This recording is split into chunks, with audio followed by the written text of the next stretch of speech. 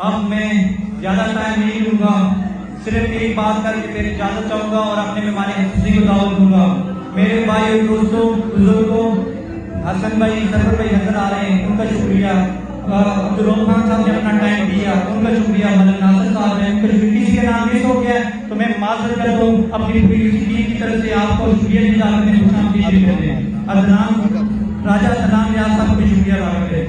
میرے بھائی دوستوں، آپ سب نے 8 فروری کو گھروں سے نکلنا ہے اور انتخابی نشان میرے منہ پر مہر لگانی ہے، کیونکہ عمران خان صاحب جیل میں بیٹھے ایک امید کے ساتھ پورے جماعت ہو کر آپ سب کا انتظار کر رہے ہیں، اور بڑے جماعت انہیں روز سزائیں ہو جاتی ہیں، کبھی 10 سال، کبھی 14 سال، کبھی 7 سال، لیکن وہ گھبرائے نہیں ہیں، ہر سزا پر مسکراتے ہیں اور کہتے ہیں کہ میری قوم، میری عوام میرے ساتھ کھڑی ہے، ہر سزا کا بدلہ میری عوام 8 فروری کو بیلٹ پیپر پر اسٹیمپ لگا کے دے گی، کا جواب دے گی۔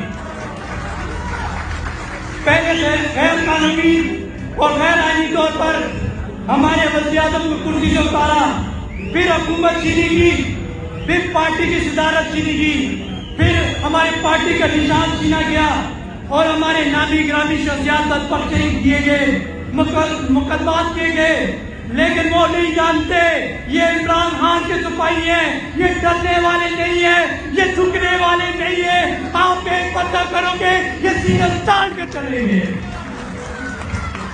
میں بھی حق نہیں تختہ دار سے، میں بھی منظور ہوں کیسو اغیار سے، کیوں ڈراتے ہو زندان کی دیوار سے؟ ظلم کی اقبال کو، جہل کی اقبال کو میں نہیں مانتا، میں نہیں مانتا۔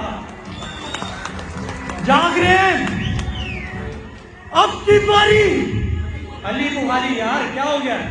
اب کی باری، اب کی باری عمران تیرے جان نثار۔ ان کے آنے سے پہلے تو آپ کا جذبہ سے زیادہ تھا، تھک گئے